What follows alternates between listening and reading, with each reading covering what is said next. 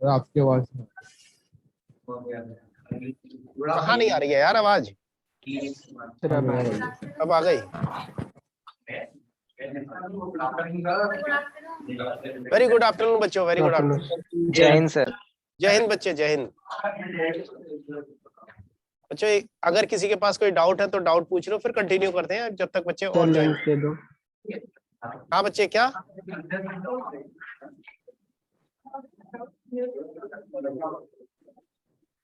Sir हाँ बच्चे, जो डीबीपी कर रहे हैं उसमें क्वेश्चन ज्यादातर गलत जा रहे हैं। क्या आ रहे हैं? यस सर, क्या गलत है?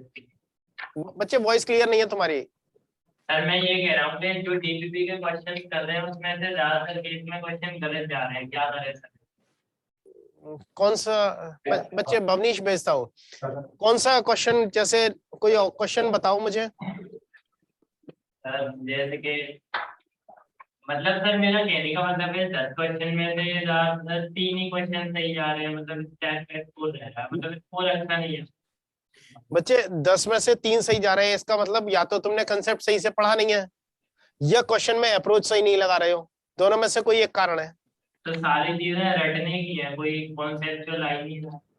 बच्चे कंसेप्ट रटने वाले हैं तो रटने का तो कोई सॉल्यूशन नहीं है ना। नाम बताओ, नाम क्या है तुम्हारा? Product from the reaction of SOCl2 with white phosphorus. Aman, हाँ इसमें क्या बताऊं बच्चे? नहीं सर, ये मैंने नहीं भेजा। नहीं, ये अमन ने भेजा है, अमन मिश्रा सर ने ये भेजा। गलत हो गया सर। क्या क्या आ गया गलत? सर इसमें सर अलग ही प्रोडक्ट बन गया। H3PO2 बन रहा है सर क्या? क्या? White reaction of SOCl2 with white phosphorus, यही क्वेश्चन है। Yes sir. Sir notes of alkyl halide, Priya बच्चे भेजता हूँ मैंने। कल कहा था कि आज भेज दूंगा, आज मैं भूल गया हूँ। वेरी सून मतलब तुम लोगों को मिल जाएगा। मैं ये आज की मेरी गलती है, मैंने ध्यान नहीं दिया। ठीक है। हाँ, इसमें क्या ऑप्शन दे रखे थे अमन? सर इसमें ऑप्शन अभी नहीं है सर, लेकिन उसमें सर इसका आंसर फोर्सिन है। SOCl2 की रिएक्शन करा रहे हैं फास्फोरस से, तो फॉस्फीन बन रहा है। यस। Yes sir. कहाँ पढ़ लिया यार ये? सर ऐसा ही कुछ दिया हुआ था सर, मतलब आंसर नहीं है सर मेरे पास। तो यार रैंडम उल्टी सीधी एक बात बता, फास्फोरस और SOCl2 में फॉस्फीन बन रहा है, PH3 बना रहे हैं, तो हाइड्रोजन कहाँ से लेकर आया है? सर मतलब आंसर सर मेरे पास है नहीं ना अभी। तो फिर कुछ भी कहानी बता रहा है। सर लेकिन क्वेश्चन सही है सर। अरे क्वेश्चन मतलब किस सोर्स से लिया है क्वेश्चन, ये बता ना। सर ये डीपीपी का है। डीपीपी का है बच्चे। डीपी में ना बुरा मत मानना यार, कुछ ना इररिलेवेंट क्वेश्चन भी है और क्या बताऊं। सर छोड़ दे फिर अभी ये वाला। हाँ हाँ बच्चे, चलो। सर डीपीपी में क्वेश्चन दिया हुआ था, उसमें हेबर प्रोसेस की पूछी थी कि कंडीशन क्या होंगी, तो फिर सर उसमें हम हाई प्रेशर, फिर उसके बाद में हाई टेम्परेचर और सर कैटलिस्ट का यूज कर रहे हैं। बच्चे ऐसा है, ये ना तुम में से किसी ने मुझसे प्रीवियस क्लास में भी पूछा था और मैंने तब भी कहा था कि बच्चों ये कंडीशन जो है ना हाई टेम्परेचर, चूंकि रिएक्शन कैसी है, एक्सोथर्मिक है। हाँ सर। तो एक्सोथर्मिक प्रोसेस के लिए टेम्परेचर हाई चाहिए या लो चाहिए? सर लो चाहिए होता है। लो चाहिए होता है। तो 723 या 750 केल्विन जो टेम्परेचर है या 700 केल्विन जो टेम्परेचर है, उसको हम हाई टेम्परेचर मानेंगे या लो मानेंगे? सर वो तो हम किसी के रिलेटिव में बता सकते हैं। नहीं तो एक बात सोचो, अगर एक्सोथर्मिक प्रोसेस है तो हाई टेम्परेचर पर तो रिवर्स हो जाएगी ना, डिकम्पोजिशन हो जाएगा। तो हाँ।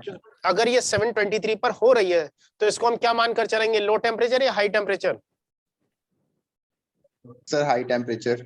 हाई मानेंगे तो रिवर्स नहीं हो जानी चाहिए, होनी चाहिए। तो इसलिए लो मानकर चलेंगे ना। यस तो सर। तो बच्चे ये ना इस तरह की सब्जेक्टिविटी ना डिसाइड करना बड़ा मुश्किल है किसी ऑब्जेक्टिव क्वेश्चन में। तो 723 अगर वैसे देखा जाए तो 450 डिग्री सेल्सियस होता है और बहुत हाई टेम्परेचर माना जाता है। तो वैसे कभी भी जेई में या नीट में इस तरह का क्वेश्चन नहीं बनता कि आपसे ये पूछ लिया जाए कि ये टेम्परेचर हाई है या लो है। किसी के रिलेटिव ही तो बताएंगे। क्यों बच्चे? हाँ सर, बट क्वेश्चन में ये पूछा था कि जो कंडीशंस दे रखी है उनमें से कौन सी कंडीशन सही सेट ऑफ कंडीशंस है। बच्चे सही सेट ऑफ कंडीशन तो हमारी ये होगी, लो हाई प्रेशर होना चाहिए, लो टेम्परेचर होना चाहिए और प्रेजेंस ऑफ कैटलिस्ट होना चाहिए। एक Okay, चीज sir. सोचो, एक चीज सोचो, चलो मैं तुम्हें इसे इस डायरेक्शन से समझा सकता हूं। एक सेकंड रुको।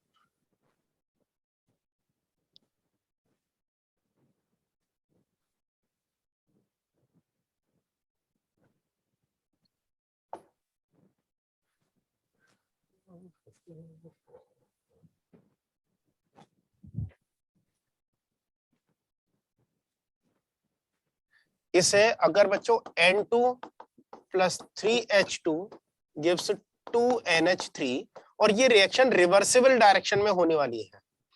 इस डायरेक्शन में ये है एक्सोथर्मिक और ये है इधर एंडोथर्मिक।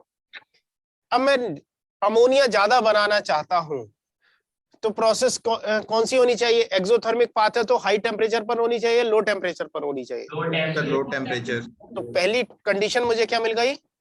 Low temperature. दूसरा प्रेजेंस ऑफ मतलब एप्लीकेशन ऑफ प्रेशर की अगर हम बात करें तो प्रेशर अप्लाई करने पर रिएक्शन किस डायरेक्शन में जाएगी? फॉरवर्ड डायरेक्शन में या बैकवर्ड डायरेक्शन में? अगर मैं प्रेशर बढ़ा देता हूं तब रिएक्शन फॉरवर्ड डायरेक्शन। तो मुझे अमोनिया ज्यादा बनाना है तो प्रेशर कैसा रखना चाहिए? ज्यादा हाई प्रेशर। और रिएक्शन में को मैं फास्ट कराना चाहता हूं तो कैटलिस्ट जरूरी है या नहीं? तो प्रेजेंस ऑफ कैटलिस्ट। तो ये तीन कंडीशन अगर मुझे मिल रही है तो रिएक्शन फॉरवर्ड में जाएगी। हाँ सर। तो बस ये वाली कंडीशन हमें यहाँ अप्लाई करनी है। Okay sir. अब 723 केल्विन टेम्परेचर पर हम इस रिएक्शन को करा रहे हैं तो इसको क्या मान लूं मैं? Low temperature. लो टेम्परेचर या मॉडरेट टेम्परेचर या ऑप्टिमम टेम्परेचर, इस तरह से कह देंगे। Okay sir. और सर एनसीईआरटी में एक स्टेटमेंट दे रखा था कि जब हम डाइनाइट्रोजन को प्रिपेयर करते हैं अमोनियम क्लोराइड और सोडियम नाइट्राइड का यूज करके, सोडियम नाइट्राइड, हाँ, तो उसमें जो हमारा प्रोडक्ट बनता है उसमें बहुत छोटे अमाउंट में नाइट्रोजन ऑक्साइड और नाइट्रिक एसिड भी बनता है। बिल्कुल।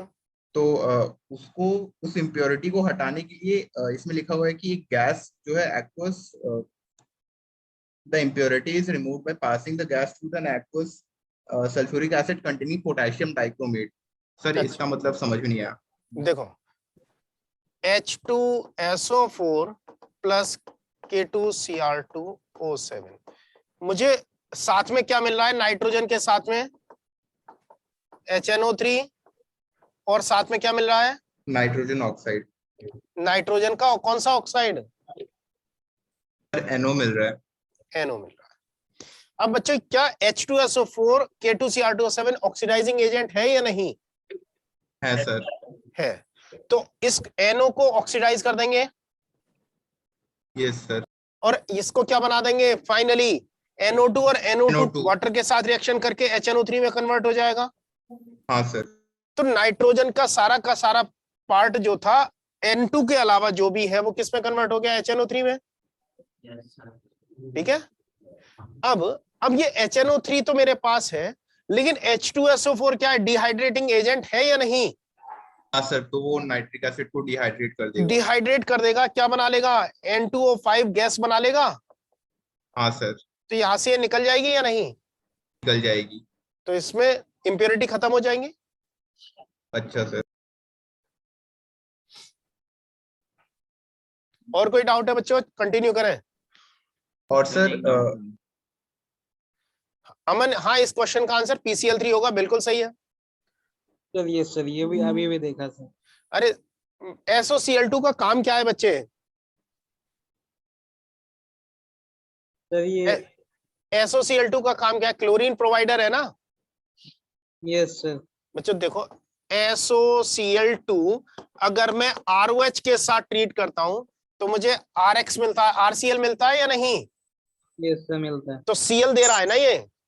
तो SOCl2 क्या प्रोवाइड करता है? Cl। अगर मैं फास्फोरस के साथ क्लोरीन लेता हूं तो क्या बनेगा? या तो PCl3 बनेगा या PCl5 बनेगा। Yes sir. लेकिन यहां पर SOCl2 हमें क्लोरीन बहुत तेजी से देगा या स्लोली देगा? तो स्लोली तो क्या बनने के चांसेस ज्यादा है? ट्राइक्लोराइड। Trichloride, phosphorus trichloride. ठीक है, ओके सर। चलो सर कंटिन्यू अभी करें। आपने जो पीछे N2O6 लिखा था, ये हमें लर्न करना पड़ेगा ना कि उसका डिहाइड्रेट होने के बाद ये बनता है। अरे यार एक बात बताओ, HNO3 है, देखो HNO3 है, इसके 2 मॉलिक्यूल ले लेता हूं मैं, तो उसको मैं H2N2O6 लिख सकता हूं। Yes sir.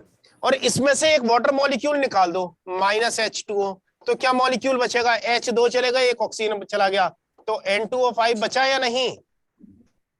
Yes sir. तो फिर इसमें याद क्या करना है?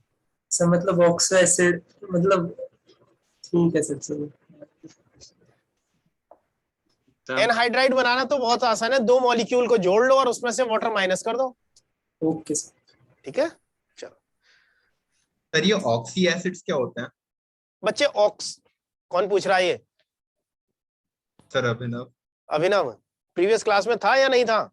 सर उसमें तो ऑक्सो एसिड्स था ना। बच्चे वो ऑक्सो एसिड ही है, ऑक्सी एसिड जो है वो गलत लिखा है। अच्छा सर हाँ, सर जो ये बर्कलैंड प्रोसेस है, बर्कलैंडाइड है। हाँ, इसके अंदर रॉ मटेरियल क्या होगा? Raw material nitrogen plus oxygen. Sir इसमें रॉ मटेरियल का मतलब तो कोई भी जो इसके अंदर पूरे प्रोसेस में यूज किया वो ना? नहीं, स्टार्ट कहाँ से करेंगे, किससे बनाना शुरू करेंगे? नाइट्रोजन से शुरू करेंगे ना, नाइट्रोजन का ऑक्सीडेशन करते हैं। Yes sir. अगर मैं ओस्टवाल्ड मेथड की बात करूं तो ओस्टवाल्ड मेथड में स्टार्टिंग मटेरियल कौन सा होता है? अमोनिया। अमोनिया का ऑक्सीडेशन करते हैं। बर्कलैंडाइड में नाइट्रोजन का ऑक्सीडेशन करते हैं बच्चे। तो एयर होगा इसका? Nitrogen nitrogen nitrogen. सर अगर नाइट्रोजन और अगर बच्चों नाइट्रोजन और ऑक्सीजन का मिक्सचर नहीं है तब हम एयर यूज कर लेंगे। मतलब अगर हमारे पास नाइट्रोजन नहीं है तब हम एयर यूज कर सकते हैं, लेकिन एयर में नाइट्रोजन की परसेंटेज ज्यादा होती है, ऑक्सीजन की कम होती है, तो नाइट्रोजन के मिक्स्ड ऑक्साइड बन जाएंगे हमारे पास। सर इसका आंसर एयर ही दिया हुआ था। नहीं, मैं क्या कह रहा हूं, अगर एयर है, मतलब नाइट्रोजन ऑक्सीजन नहीं दिया है तब हम एयर लेंगे, अदरवाइज नाइट्रोजन ऑक्सीजन लेंगे।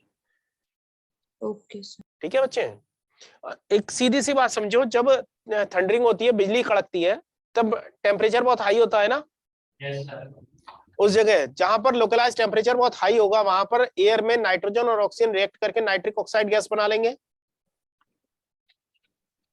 Yes sir. तो एयर में भी बन रहा है ना नाइट्रिक ऑक्साइड, तो इसलिए बर्कलैंडाइड का जो स्टार्टिंग हुआ था वो एयर से ही हुआ था, लेकिन बाद में उसको मॉडिफाई कर दिया गया, नाइट्रोजन और ऑक्सीजन के साथ रिएक्शन कराई थी इलेक्ट्रिक डिस्चार्ज से। ठीक है बच्चों? Yes sir. बच्चों ये पढ़ लिए थे तुमने ऑक्सो एसिड्स ऑफ सल्फर? हाँ सर ये हो गया था।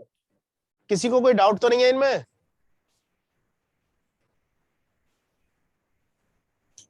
तो आई थिंक ओजोन भी हो गया था ना? ओजोन का प्रिपरेशन हो गया था। ओजोन Yes, का sir. प्रॉपर्टीज पढ़ी। सर केमिकल प्रॉपर्टीज पे थे उसकी। Chemical properties. अब बच्चों केमिकल प्रॉपर्टीज में ओजोन जो है थर्मली अनस्टेबल, थर्मोडायनेमिकली अनस्टेबल है। Yes sir. तो थर्मोडायनेमिकली अनस्टेबल होने की वजह से O3 टूट जाएगा किसमें? O2 प्लस O में। क्यों बच्चों, टूटेगा या नहीं? Yes sir. और ये प्रोसेस कैसी होगी, एंडोथर्मिक या एक्सोथर्मिक? एक्सोथर्मिक। एक्सोथर्मिक। एक्सोथर्मिक। अरे एक्सोथर्मिक है तो हीट भी निकलेगी साथ में। Yes sir. तो ऑक्सीजन जो एटम बना वो लो एनर्जी का होगा, हाई एनर्जी का होगा? High energy. हाई एनर्जी का है, तो इसकी रिएक्टिविटी क्या होगी? बहुत ज्यादा होगा। हाई। बहुत ज्यादा होगी। अगर इसकी रिएक्टिविटी बहुत ज्यादा है तो ये किसी दूसरे के ऊपर अटैक करेगा तो उसको क्या करेगा? ऑक्सीडाइज या रिड्यूस? तो किस तरह से काम करेगा? क्या? Oxidising agent. Oxidising agent. बच्चों एक सेकंड होल्ड करना, बेटर बेटर। ऑक्सीडाइजिंग एजेंट की तरह काम करेगा। तो अब ऑक्सीडाइजिंग एजेंट ये कहां कहां काम करेगा? तो मैं कह सकता हूं ये एसिडिक मीडियम हो चाहे एल्केलाइन मीडियम हो, ऑक्सीजन तो मिलेगी, और ऑक्सीजन कैसे करेगा? ऑक्सीडाइजिंग एजेंट की तरह काम करेगा। क्यों बच्चों? Yes sir. तो चाहे एसिडिक मीडियम हो या एल्केलाइन मीडियम हो, दोनों में क्या काम, किस तरह से बिहेव करता है, एज ए ऑक्सीडाइजिंग एजेंट काम करता है। ठीक है। अब बच्चों एक पोटेंशियल होता है, उसको हम बोलते हैं रिडक्शन पोटेंशियल। अगर स्टैंडर्ड कंडीशन में उस पोटेंशियल को स्टडी किया जाए तो उसका नाम हो जाएगा स्टैंडर्ड रिडक्शन पोटेंशियल। तो बच्चों अगर स्टैंडर्ड रिडक्शन पोटेंशियल की बात करें, जिसका जो पोटेंशियल ज्यादा होगा वो वही काम ज्यादा करेगा या नहीं? जैसे अगर तुम्हारा फिजिकल पोटेंशियल ज्यादा हो तो तुम लड़ाई ज्यादा करोगे या नहीं? मारपीट करोगे या नहीं लोगों की? बिल्कुल तैयार हैं, बैठे हैं सर, मौका मिले बस। चलो, अगर ऐसा है तो अगर तुम्हारा फिजिकल पोटेंशियल ज्यादा है, लड़ाई ज्यादा करोगे, मारपीट ज्यादा करोगे। अगर मेंटल पोटेंशियल ज्यादा है तो प्रोडक्टिव वर्क भी ज्यादा करोगे। अच्छा, अगर तुम्हारा इंटेस्टाइन का पोटेंशियल ज्यादा है तो ज्यादा वेरिएशन की चीजें खा सकते हो, डाइजेस्ट भी कर सकते हो। तो जो पोटेंशियल ज्यादा होगा वही काम होगा। क्यों बच्चों? Yes sir. तो अगर किसी का रिडक्शन पोटेंशियल ज्यादा है तो क्या करेगा? ऑक्सीडाइज करेगा या रिड्यूस करेगा? रिड्यूस। यार एक बात बताओ, उसका खुद का क्या होगा? मेरा इंटेस्टाइन का पोटेंशियल ज्यादा है तो मैं खाना ज्यादा खा रहा हूं या खिला रहा हूं? खा रहे हैं, ऑक्सीडाइज हो। तो रिडक्शन पोटेंशियल ज्यादा है तो मैं दूसरे को रिड्यूस करूंगा या खुद रिड्यूस होने की कोशिश करूंगा? खुद रिड्यूस हो गए। तो रिडक्शन पोटेंशियल हाई होता है तो क्या होता है? रिडक्शन, खुद का रिडक्शन होता है। और वो कैसे बिहेव करता है? Oxidising agent. Oxidising agent. ठीक है। तो देखना, रिडक्शन पोटेंशियल एसिडिक और एल्केलाइन मीडियम में दिए हैं। पॉजिटिव में वैल्यू है ना, तो ये क्या शो कर रहे हैं? इनका रिडक्शन पोटेंशियल आई है।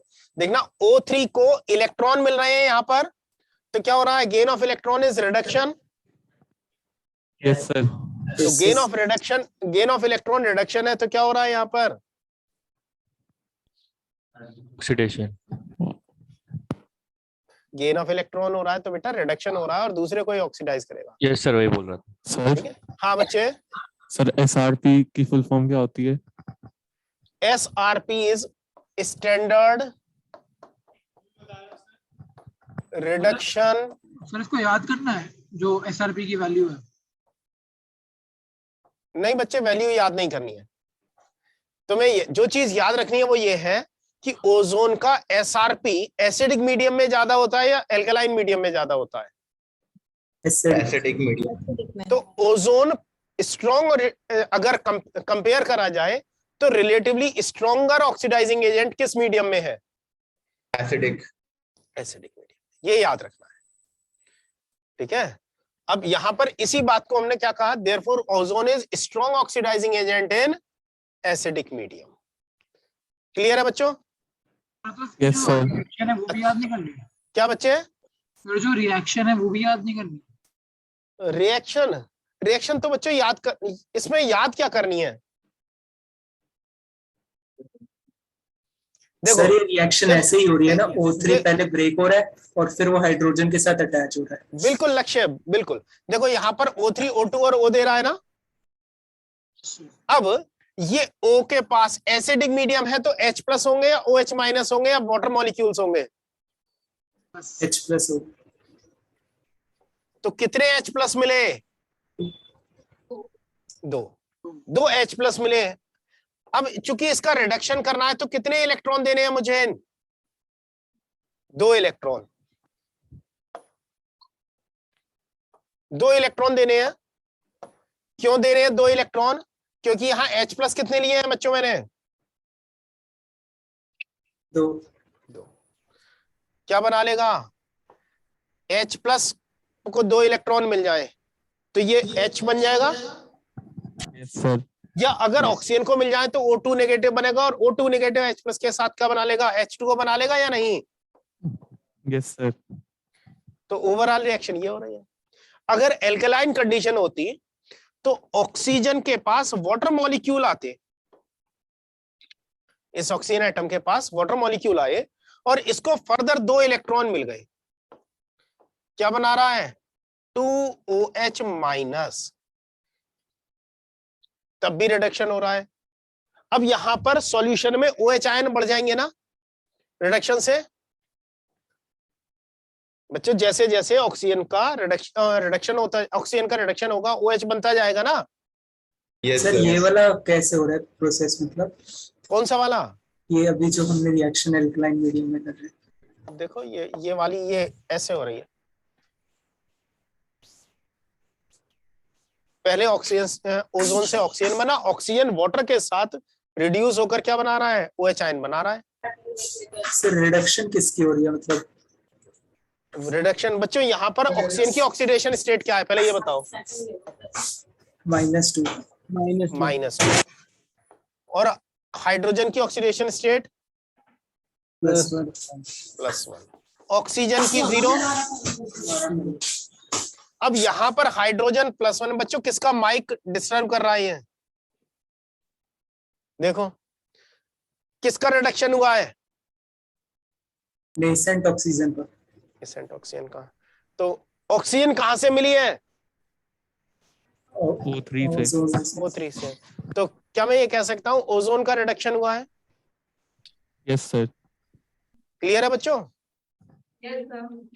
अब ये इलेक्ट्रॉन किसी दूसरे से छीनेगा ना, तो जिससे इलेक्ट्रॉन छीनेगा उसको क्या कर देगा, ऑक्सीडाइज कर देगा। क्लियर है बच्चों?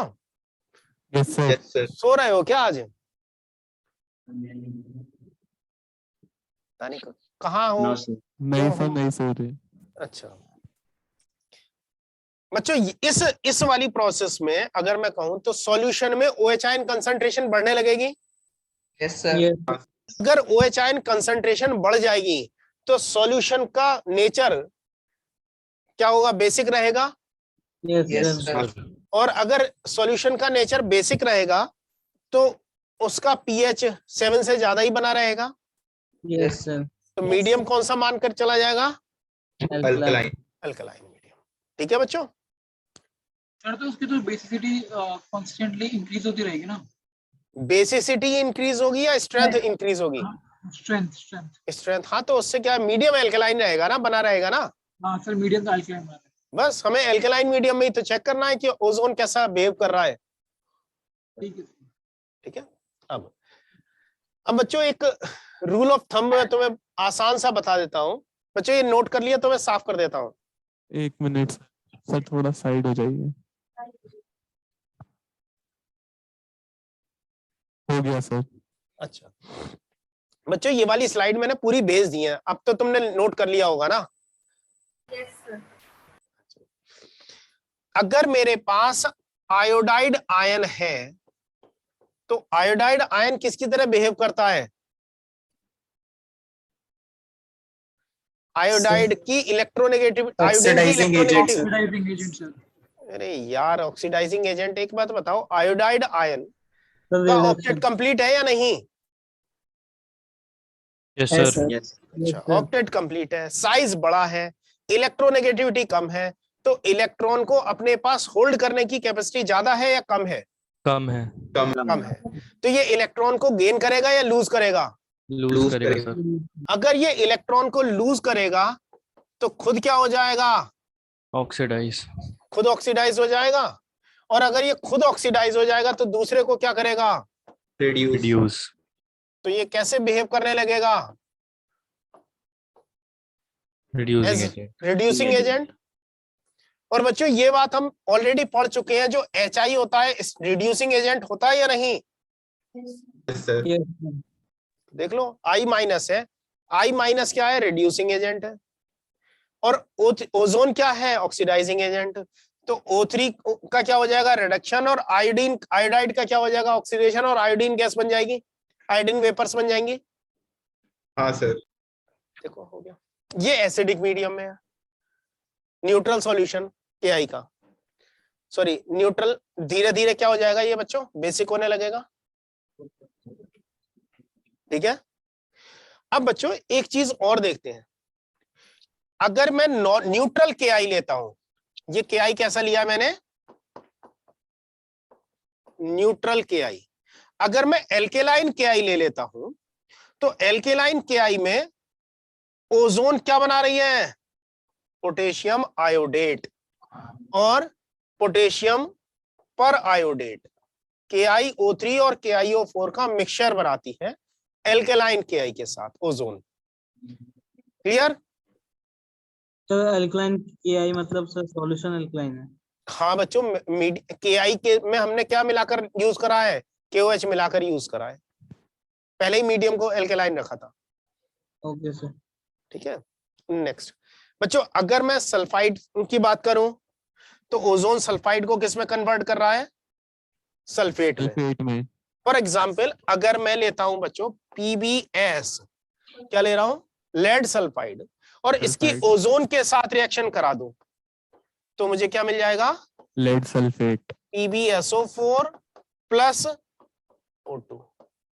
तो मेटल सल्फाइड को ये किस में कन्वर्ट कर रहा है, मेटल सल्फेट। Metal sulphate. लेकिन ये क्या देखने को मिल रहा है, H2S नहीं बनाएगा।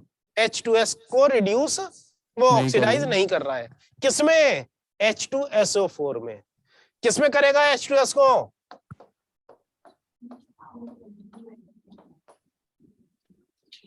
H2SO3 शायद नहीं, H2O प्लस O2। सल्फर बनाएगा, H2S में। ये इंद्रपुरम में किसको डकारे आ रही हैं, और वो भी डकारे माइक के ऊपर आ रही हैं। ये आगे ही बैठा है कॉर्नर है, सर कॉर्नर वो पर। फूक की आवाज थी सर। बड़ी खतरनाक फूक है। स्टूडियो ने ऑर्डर किया।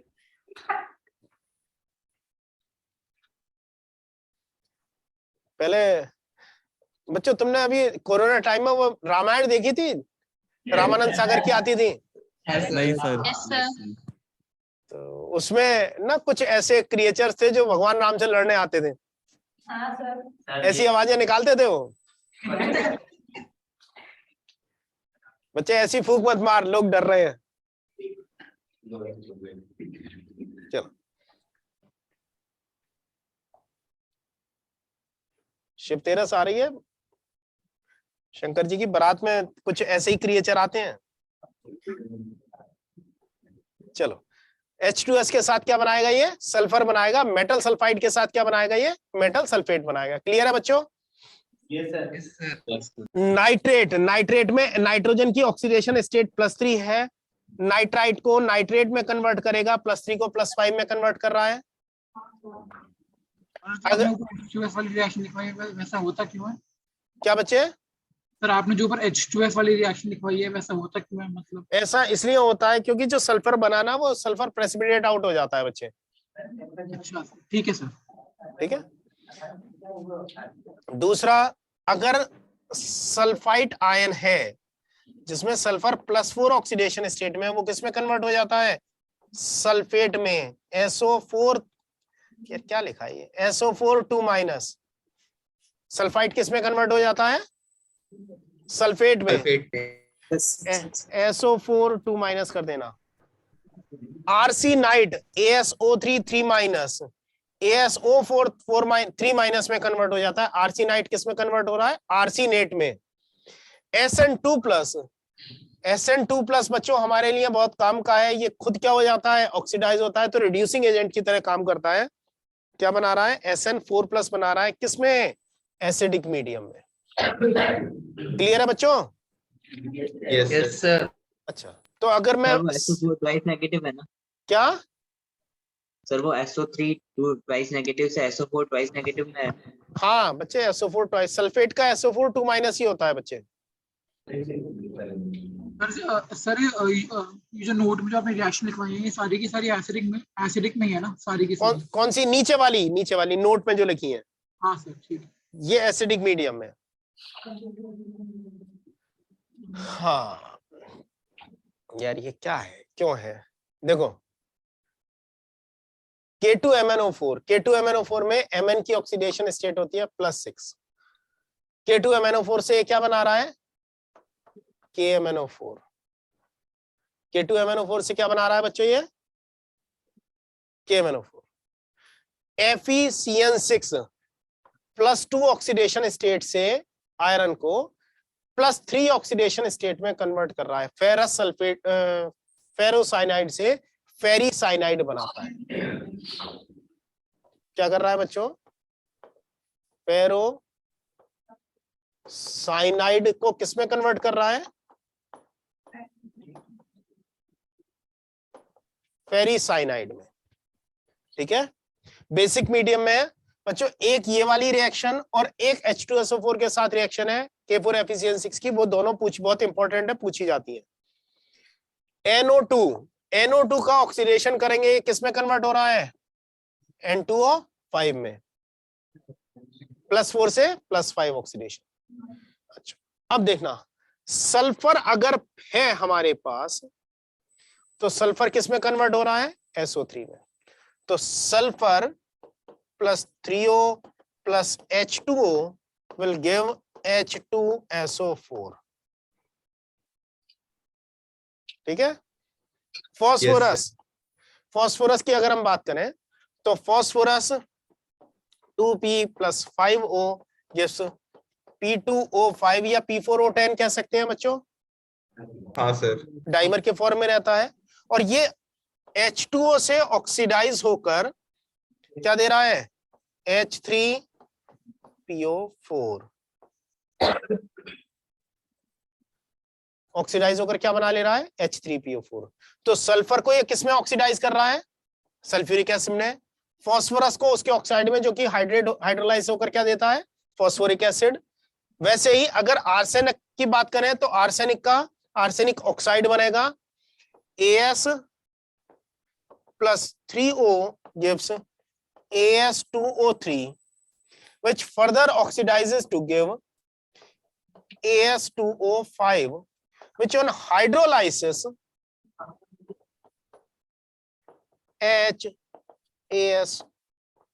H3ASO4 आर्सेनिक एसिड बना लेता है। क्लियर है बच्चों? Yes sir. Yes sir. बच्चों ये पैटर्न अगर एक बार प्रैक्टिस करोगे ना तो पैटर्न एक जैसा दिखाई देगा। तो सल्फर को ऑक्सीडाइज कर रहा है, फॉस्फोरस को ऑक्सीडाइज कर रहा है, आर्सेनिक को ऑक्सीडाइज कर रहा है। और ये एक चीज देखना बच्चों, ये है क्या? स्ट्रॉन्ग ऑक्सीडाइजिंग एजेंट है ना। तो स्ट्रॉन्ग ऑक्सीडाइजिंग एजेंट होने की वजह से आर्सेनिक को लोअर ऑक्सीडेशन स्टेट में कन्वर्ट करेगा या हायर ऑक्साइड में कन्वर्ट करेगा? हायर ऑक्साइड में। तो ये पहले AS2O3 बना रहा है, फर्दर उसको ऑक्सीडाइज कर रहा है हायर ऑक्साइड में, जो कि हाइड्रोलाइसिस पर क्या बना रहा है? Arsenic acid. क्लियर है सर? यहाँ पे P4 और एसिड है ना, वो P4 सर जो फॉस्फोरस रिएक्ट कर रहा है वो P4 फॉर्म में होगा ना? हाँ बच्चे, P4 फॉर्म में ही होता है। मैंने तो सिंपलीफाई करके लिख दिया है। Okay sir. सर एक मिनट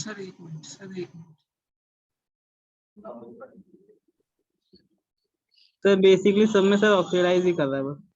अरे यार अमन, ये साफ साफ लिखा हुआ है। सबसे पहले किसकी चर्चा कर रहे हैं हम? Oxidising agent. फिर चाय पे ही तो चर्चा चल रही है। सर किसी भी ऑक्साइड को उसको हाइड्रोलिसिस करने पे जो प्रोडक्ट बनता है, हाँ, उसको प्रिडिक्ट करने का कोई तरीका है मतलब सर, कि हम एग्जैक्ट सही तरीके से उसके H लिख पाए, उसके अंदर कितने हाइड्रोजन है? बच्चे देखो, अगर मैं हाइड्रोलाइसिस कर रहा हूं तो ऑक्सीडेशन स्टेट में कोई चेंज आएगा या नहीं? नहीं आना चाहिए। नहीं आना चाहिए। तो ऑक्सीडेशन स्टेट में चेंज नहीं आएगा तो उसका ऑक्सो एसिड बना दो। सर मतलब कैसे? मतलब उसके आयन के जो वो है उसके हिसाब से। अरे यार एक बात बताओ, अगर कितने टाइप के तुम्हारे पास कंपाउंड है? ये आर्सेनिक किस ग्रुप का एलिमेंट है? इससे पिछले वाले को, इससे पिछले वाले का, कार्बन फैमिली का? नहीं सर, नाइट्रोजन फैमिली का। तो नाइट्रोजन फैमिली में जो सबसे पहले बात करें तो HNO3 होता है ना? Yes sir, HNO3। तो अगर फास्फोरस का बनेगा तो HPO3 भी बनेगा। हाँ सर। और HPO3 का नाम क्या होता है? Metaphosphoric acid. Yes sir. ये किस में कन्वर्ट हो जाता है? H3PO4 में। यस सर, एक एसिड में। ठीक है, H3PO4 की बात करें तो आर्सेनिक का H3PO4 इक्विवेलेंट क्या होगा? H3ASO4 होगा या नहीं? सर क्या बोले अभी भी? H3PO4 का आर्सेनिक इक्विवेलेंट क्या होगा? ये क्या होता है सर आर्सेनिक? अरे H3PO4 अच्छा, जैसा उसका। आर्सेनिक का ऑक्सो एसिड कौन होगा? H3SO4। ये क्या लिखा है? सर मतलब हर बार अगर हम AS2O3 की अगर हाइड्रोलिसिस होती हाँ तब भी यही प्रोडक्ट बनता। बच्चे एक बात बता, आर्सेनिक कौन सी ऑक्सीडेशन स्टेट में है? इस वाले में +5, ये इसमें AS2O3 में +3। +3 है, तो यहाँ पर H3ASO4 है तो +5 ऑक्सीडेशन स्टेट है या नहीं? Yes sir. तो कैसे तूने ऑक्सीडेशन स्टेट बढ़ा दी हाइड्रोलाइसिस करने पर? हाँ तो मतलब उस हिसाब से ही ऐड होंगे ना, वही तो। तो हाँ H3ASO3 बन जाएगा उसमें, ठीक है सर। ठीक है, आर्सेनस एसिड बन जाएगा, और आर्सेनस एसिड अनस्टेबल है, वो डिस्प्रोपोर्शनेट कर जाएगा। ये क्या? बस इसीलिए मैं ना थोड़ा सा स्लो चल जाता हूँ। चलो अभी इतना याद रखो, फिर आगे कंटिन्यू कर देंगे, ठीक है बच्चों? अभी तक हमने जो रिएक्शन देखी थी उसमें एक चीज देखना, यहां पर मैंने किसके साथ रिएक्शन देखी है? ये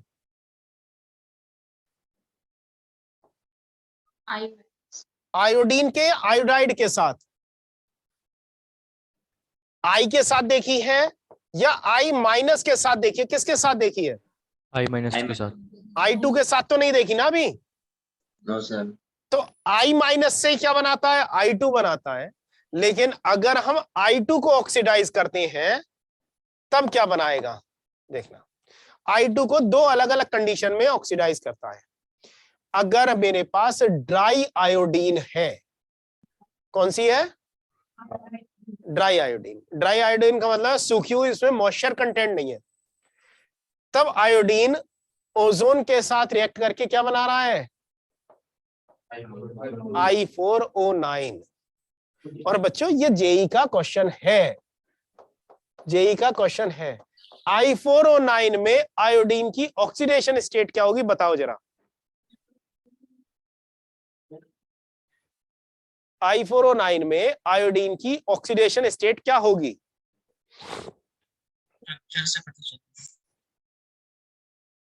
सर वेरिएबल होगी। अब ये तो वेरिएबल आएगी सर। वेरिएबल आएगी, क्या आएगी?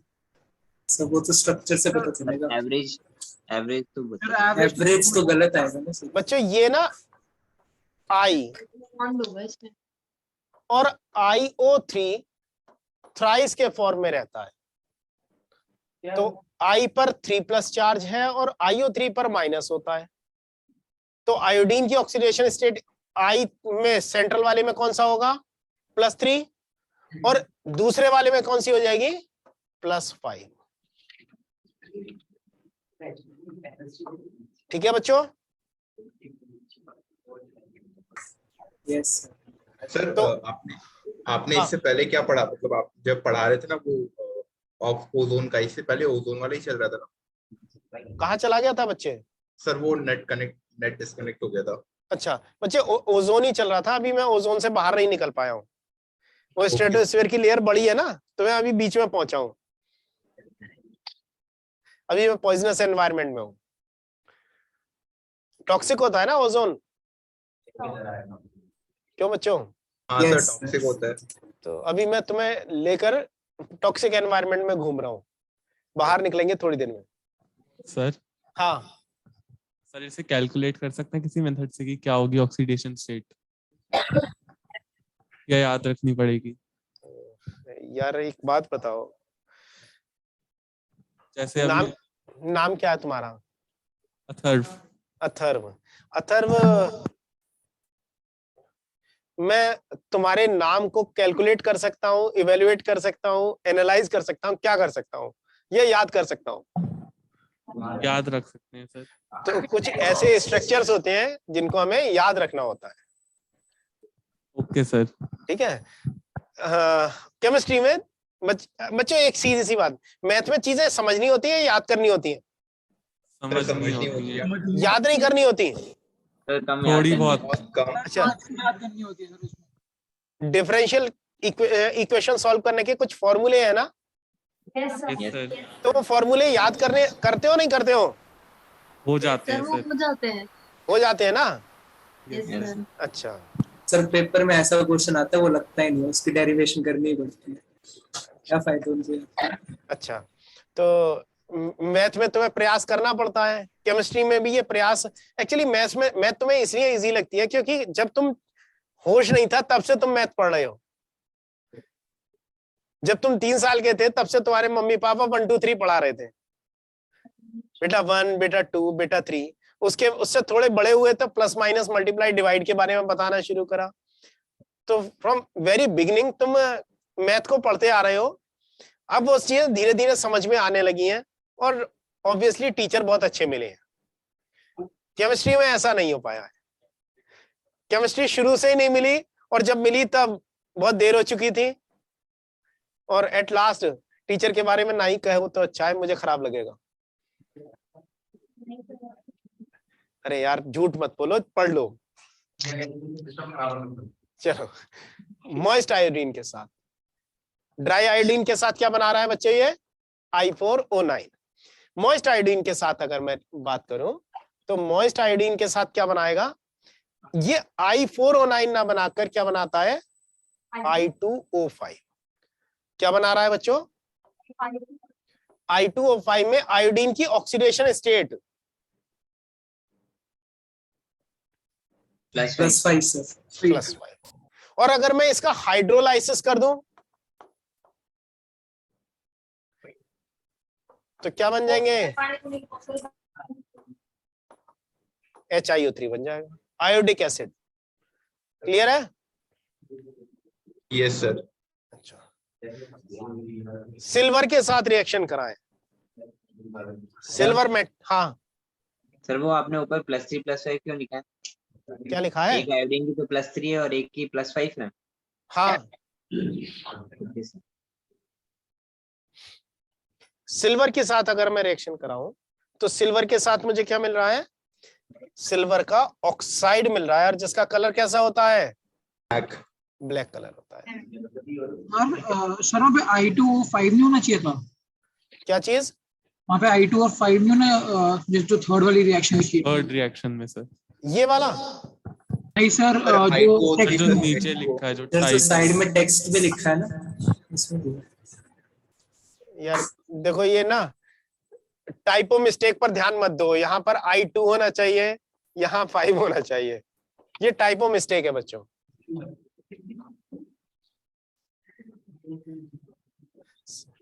सर जब ये नोट नहीं करते हैं, जब स्लाइड आती है बच्चों मुझे भी ना बीच बीच में ना प्रूफ रीडिंग करना चाहिए तुम्हारी क्लास से पहले, लेकिन मैं भी थोड़ा सा आलसी हूँ, मैं भी इग्नोर कर देता हूँ तुम्हारी तरह। बाद में करूंगा। सर एक चीज यहाँ पे पूछनी थी। हाँ, ऐसा पूछो। किस लिए होता है कि सर कुछ कंपाउंड्स में तो जैसे Hg2O2 बना देता है, तो वहां पे 2 ऑक्सीजन के साथ भी रहता है और Hg के साथ भी रहता है, उसमें हम 2 ऐसे कॉमन नहीं निकालते हैं। अब जैसे HiO3 है सर। हाँ, ये वाला सर कह रहे हैं इसमें ना? यस सर, मतलब ऐसे कंपाउंड्स होते कैसे? मतलब जैसे CO2 Cl2 भी बनता है, हाँ, तो इन कंपाउंड्स में मतलब दोनों की सेम होके भी कैसे? बच्चों वो ये ना डी ब्लॉक एलिमेंट है, तो इसमें मेटेलिक बॉन्डिंग भी हो जाती है थोड़ी सी। ये मेटल्स में ही रहता है सर ऐसा? हाँ हाँ बच्चे, ओके ठीक है सर। तो यहाँ पर जो ये है Hg2 के फॉर्म में होता है बच्चे। ये Hg2 होगा, O होगा, Hg2O2 नहीं होता कभी भी, या फिर HgO होगा, या फिर या तो HgCl2 होगा और Hg2Cl2 होगा। ठीक है? अगर हम बच्चों यहाँ पर Hg2Cl2 बताया तो एक चीज और नोट कर लेना, जब हम इसको पानी में डिसॉल्व करते हैं तो ये Hg2 2+ आयन देता है और 2Cl आयन देता है। बच्चों इसका ना डिसोसिएशन याद कर लेना, क्योंकि डिसोसिएशन एग्जाम में पूछा जाता है। Hg2Cl2 डिसोसिएट किस फॉर्म में होता है? इन फॉर्म ऑफ Hg2 2+ और 2Cl-। आया था सर ये टेस्ट में। हाँ सर आया था, गलत हो गया। कल आया था? सर एक बार टेस्ट में आया था लिक्विड सॉल्यूशन जब आ रहा था। सॉल्यूशंस चैप्टर में आया था। हाँ बच्चों, सॉल्यूशन में वो पूछते हैं कि इसमें डिग्री ऑफ डिसोसिएशन क्या होगा, आई की वैल्यू है तो उसमें क्या आंसर यस आएगा। सर यही क्वेश्चन था। हाँ तो वो पूछा जाता है, वो पूछा जाता है। चलो, ओजोन को कैसे टेस्ट करें कि हमारे पास जो गैसियस मिक्सचर है उसमें ओजोन है। तो हमने क्या लिया, एल्कोहलिक बेंजीडीन लिया। बेंजीडीन को एल्कोहल में डिसॉल्व कर रखा है, एल्कोहलिक बेंजीडीन। अगर हम एल्कोहलिक बेंजीडीन में एक फिल्टर पेपर डिप कर दें और उसको हम ओजोन गैस के कांटेक्ट में लेकर आए तो वो क्या हो जाएगा, बेंजीडीन का पेपर ब्राउन कलर का हो जाता है। किस कलर का हो रहा है बच्चों ये, ब्राउन कलर का। और ब्राउन कलर का किसके साथ नहीं हो रहा है, H2O2 के साथ। तो ये अगर मेरे पास O3 है, लिक्विड O3 है या किसी सॉल्वेंट में डिसॉल्व फॉर्म में है और साथ में H2O2 है तो उसे डिफरेंशिएट करने के लिए भी यूज कर सकते हैं। ठीक है। ओके तो सर ये ब्राउन कलर किसका होता है यार, इसके ऑक्साइड का होता है, परऑक्साइड बना लेता है इसके साथ। O3 परऑक्साइड बनाता है। हाँ, O3 इसके साथ परऑक्साइड बनाता है तो उसका होता है, और वो हमारे से नहीं पूछा जाएगा कभी भी। ठीक है, तो उस पर ध्यान नहीं देना है बच्चों। ये वाला जो टेस्ट है ना, second test, tailing of mercury, ये वेरी इंपॉर्टेंट कैटेगरी में है बच्चों। मरकरी तो देखा है आप लोगों ने, नहीं देखा है सर। Yes sir. देखा है। जिसने नहीं देखा हो वो घर में थर्मामीटर रखा हो, उसे तोड़ ले या बाजार से लाकर तोड़कर देख ले, लिक्विड होता है।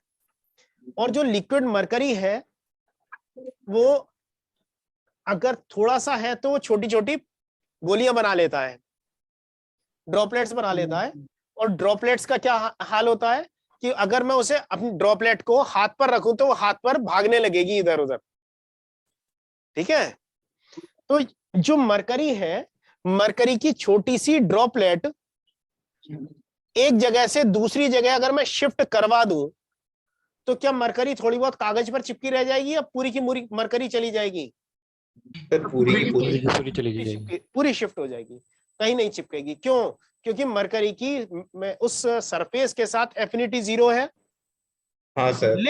लेकिन अगर वहां पर ओजोन है, वो ओजोन मरकरी का क्या बना लेगी, मर्क्यूरिक ऑक्साइड बना लेगी थोड़ा सा। Yes sir. तो यहां पर इस मरकरी की जो हमारे पास ड्रॉपलेट है उसके पास थोड़ा सा क्या फॉर्म हो जाएगा, ब्राउन कलर, मर्क्यूरिक ऑक्साइड बन गया। अब ये मर्क्यूरिक ऑक्साइड जो है, ये मर्क्यूरिक ऑक्साइड या मर्क्यूरिक सब ऑक्साइड जो है, मरकरी का सब ऑक्साइड जो है, वो क्या होता है, पेपर पर चिपक जाता है। तो जब हम इसे लुढ़काएंगे तो थोड़ा सा मरकरी का ऑक्साइड चिपकेगा और बाकी की मरकरी की बॉल आगे, ड्रॉपलेट आगे लुढ़क जाएगी। तो पीछे स्पॉट रह जाएगा या नहीं? तो एक टेल फॉर्म होगी, मतलब कोई चीज को हम आगे लुढ़का रहे हैं और पीछे एक रास्ता, मतलब पाथ बनता हुआ छोड़ जाए तो हम टेल फॉर्मेशन देखते हैं। तो जब मरकरी को ओजोन के साथ रिएक्ट कराते हैं तो एक टेल फॉर्म होती है और इसी इफेक्ट को हम क्या बोलते हैं, टेलिंग ऑफ मरकरी। और इसी टेस्ट से हम आइडेंटिफाई करते हैं कि वो गैस कौन सी है, मरकरी गैस, वो ओजोन गैस है।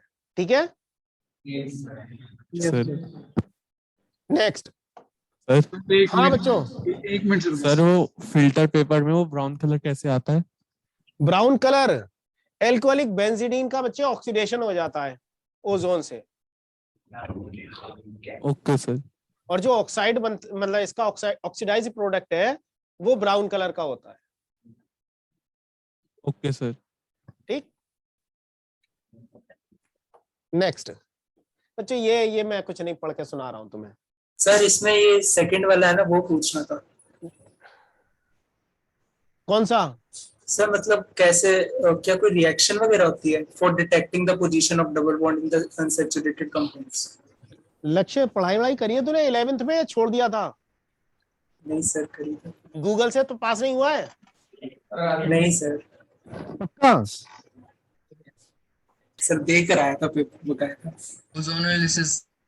अच्छा ठीक है सर, याद आ गया। Ozonolysis, okay. ओजोनोलाइसिस होती है। यस सर, यस, ठीक है। सल्फ्यूरिक एसिड, सल्फ्यूरिक एसिड का बच्चों मैन्युफैक्चर दो तरीके से करते हैं, आइदर कॉन्टेक्ट प्रोसेस और दूसरा होता है लेड चैम्बर प्रोसेस। अगर हम सल्फ्यूरिक एसिड की बात करें तो सल्फ्यूरिक एसिड का प्रिपरेशन हम दो तरह से कर रहे हैं। फर्स्ट कौन सा है, कॉन्टेक्ट प्रोसेस, और दूसरा कौन सा है बच्चों, लेड चैम्बर प्रोसेस। तो मैन्युफैक्चर की बात करेंगे, बहुत अमाउंट में बनाएंगे। आज के दिन में बच्चों, आज के दिन में एक चीज बताओ, जो किसी कंट्री का जीडीपी है वो कैसे डिसाइड होता है, कंट्री कितना डेवलप्ड है ये कैसे डिसाइड होता है? सर रिवेन्यू कितना पर ज्यादा कैपिटा है? इनकम, रेवेन्यू और लोगों के लाइफस्टाइल पे। लाइफस्टाइल पर से। कैपिटा इनकम पे। अच्छा, ये कैसे डिसाइड होगा?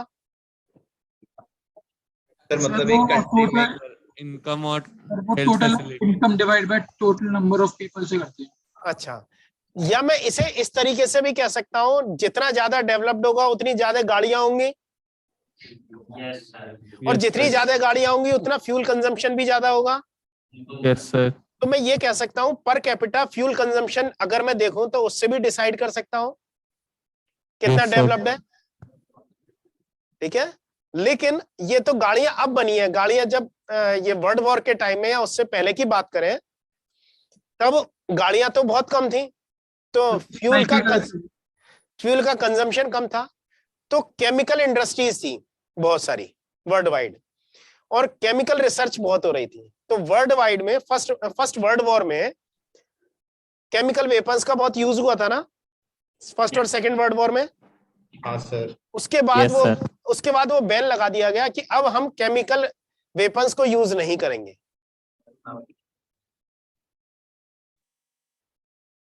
तो केमिकल वेपन्स को बैन कर दिया गया। केमिकल जब ज्यादा बनेंगे तो उनके लिए कुछ केमिकल्स चाहिए, और केमिकल्स में सबसे ज्यादा यूज होने वाला केमिकल कौन था? H2SO4. H2SO4. That's why H2SO4 is known as king of chemicals. तो पहले कौन सा देश कितना ज्यादा डेवलप्ड है वो इस बात से डिसाइड किया जाता था कि कौन सल्फ्यूरिक एसिड कितना कंज्यूम कर रहा है। ठीक है, अब जो ज्यादा सल्फ्यूरिक एसिड कंज्यूम करेगा तो उसे ज्यादा अमाउंट में चाहिए भी, तो हम सल्फ्यूरिक एसिड की लेबोरेटरी मेथड से ज्यादा किस पर ध्यान देंगे? मैन्युफैक्चर पर, बल्क में, इंडस्ट्रियली कितना कैसे बनाया जा सकता है। तो सबसे ज्यादा दो मेथड यूज किए गए, आइदर कॉन्टेक्ट प्रोसेस और दूसरा lead chamber process. Contact process में हमने क्या करा, पहले सल्फर लिया और इसको बर्न किया, मींस ऑक्सीजन के साथ रिएक्शन कराई, SO2 बना ली, सल्फर डाइऑक्साइड। अब ये सल्फर डाइऑक्साइड जो है वो सल्फर डाइऑक्साइड ऑक्सीजन के साथ रिएक्ट कर रही है in presence of vanadium pentoxide, V2O5 catalyst की प्रेजेंस में। क्या बना ले रही है? Sulphur trioxide, SO3।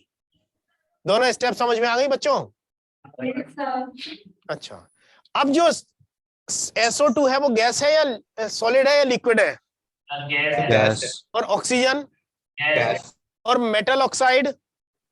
सॉलिड। तो ये कौन सा कैटलिस्ट हो गया? सर मेटल ऑक्साइड गैस में होगा ना? Aditya, alcohol king of chemicals होना चाहिए, क्यों बच्चे? आदित्य क्यों ऐसा होना चाहिए भाई? जो आदमी अल्कोहल इंटेक कर लेता है वो राजा बन जाता है। क्यों आदित्य, कहाँ गायब हो गया बच्चे? गायब है वो, लिख कर चला गया सर। या तो उसे मानो अल्कोहल को किंग ऑफ केमिकल, नहीं तो मैं नहीं पढ़ता।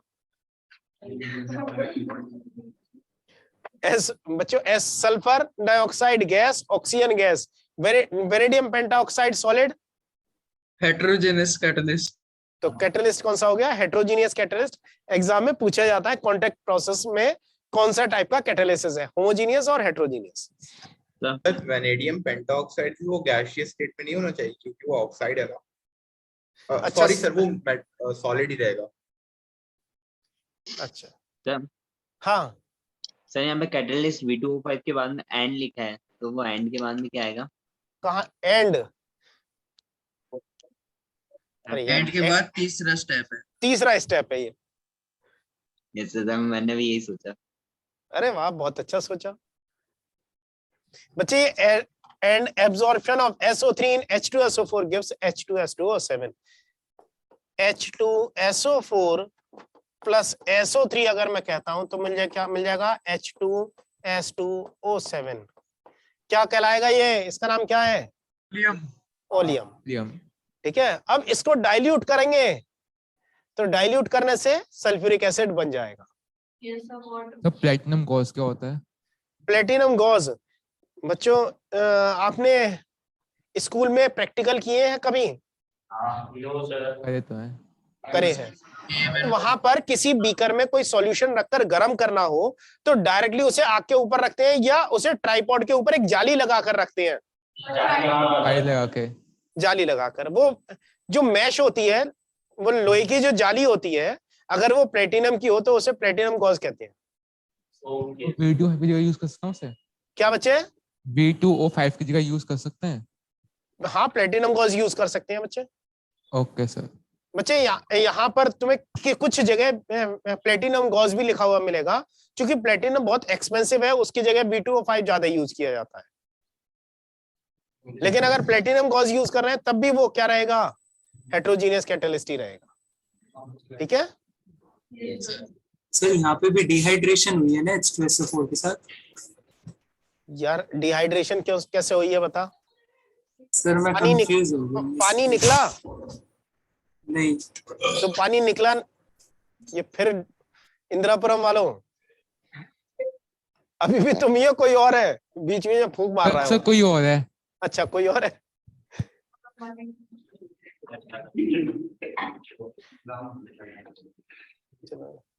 ऐसा भी होता रहना चाहिए। मतलब तुम ये चेक कर रहे हो मैं मेरी अटेंशन कितनी है तुम्हारी तरफ।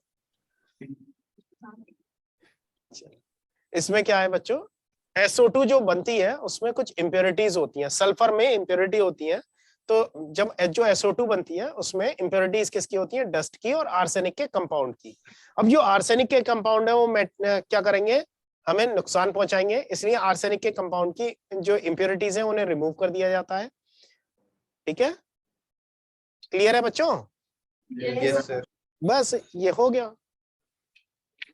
नेक्स्ट देखते हैं इससे आगे की process. SO3 form convert absorb in H2SO। बच्चों जो लगा ना क्या सर, एक सेकंड पीछे वाली स्लाइड। अच्छा बच्चे ये ले। अरे इतने में तो फोटो स्क्रीनशॉट ले लिया करो यार। Yes sir. मोबाइल या टैब में तो स्क्रीनशॉट का ऑप्शन होता है। सर और ये अगर- नोट्स तो आ चुके हैं। हाँ ये नोट्स तो बच्चों मैंने पहले ही भेज दिए थे, कल ही भेज दिए हैं। चलो अब बच्चों ये जो H2S2O7 है उसे डाइल्यूट कर लिया। इंडस्ट्रियल SO3 H2SO4 ये दोनों रिएक्शन ऑलरेडी हमने देख ली है। अब बात करते हैं कांटेक्ट प्रोसेस की। कांटेक्ट प्रोसेस में प्योरिटी जो मिलती है वो कौन सी मिल रही है? 96 to 98% प्योर। दूसरी बात करते हैं बच्चों लेड चैम्बर प्रोसेस की। काम सेम कर रहे हैं हम। पहले क्या करा? सल्फर को बर्न करा, सल्फर डाइऑक्साइड बनाया। सल्फर डाइऑक्साइड का ऑक्सीडेशन करा, क्या बना लिया? SO3 बनाया। लेकिन काम क्या कर रहे हैं? SO2 plus O2 gives twice SO3 in presence of NO catalyst, nitric oxide catalyst लेते हैं। और नाइट्रिक ऑक्साइड कैटलिस्ट लिया तो ये कौन सा कैटलिसिस हो गया? Homogeneous catalysis. होमोजेनियस। अब यहाँ पर प्योरिटी कितनी मिल रही है लेड चैम्बर प्रोसेस में? 80%। और इसी को क्या बोल रहे हैं? Oil of vitriol. क्या नाम दे रहे हैं? Oil of petrol. और एक डाउट था हाँ बच्चे, सर, हम ओलियम से H2SO4 बनाए क्यों रहे हैं? क्योंकि ओलियम तो बनता ही H2SO4 से है। फायदा क्या हुआ मतलब ओलियम से H2SO4 बनाने का? अच्छा कोई फायदा नहीं है तो नहीं बनाएंगे आगे से।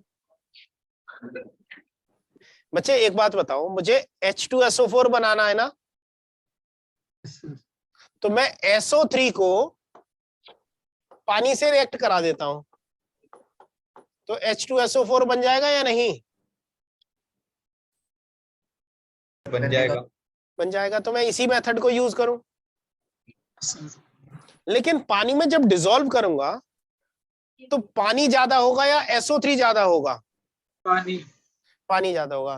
तो H2SO4 क्या हाई कंसंट्रेशन का मिल पाएगा मुझे या नहीं? नहीं मिलेगा। अब मैंने क्या करा, ये H2S2O7 बना लिया।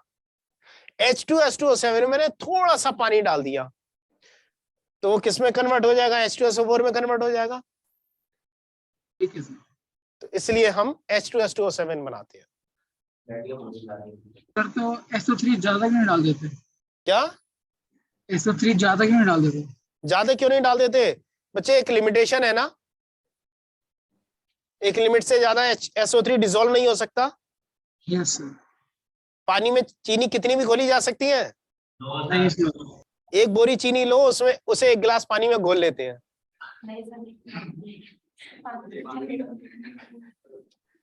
चलो अब बात करते हैं सल्फ्यूरिक एसिड की रिएक्शंस की।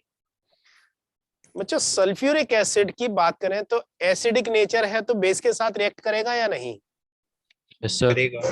बेस के साथ रिएक्ट करेगा, न्यूट्रलाइजेशन रिएक्शन शो करेगा। बेसिक सॉल्ट के साथ रिएक्ट करेगा, क्या करेगा? ऑक्सीडाइज करेगा। बेसिक सॉल्ट के साथ भी ऑक्सीडाइज करेगा।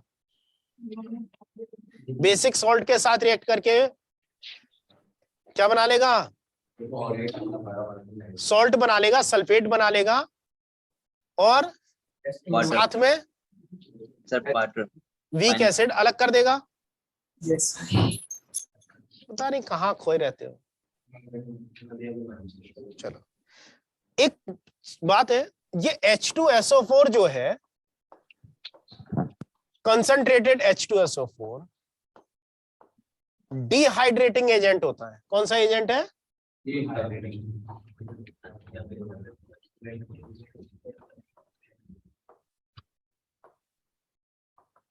बच्चों केमिस्ट्री लैब में गए हो तुम लोग? नहीं गए। बच्चों जो गए हो, क्या उन्होंने कभी कोई एप्रिन यूज किया है? मतलब एक कोट, व्हाइट कलर का कोट यूज किया है लेबोरेटरी में प्रैक्टिकल्स के लिए? अब करेंगे सर। करोगे। जिसने किया है बहुत अच्छी बात है, जिसने नहीं किया वो कोई कर लोगे, मौका मिलेगा।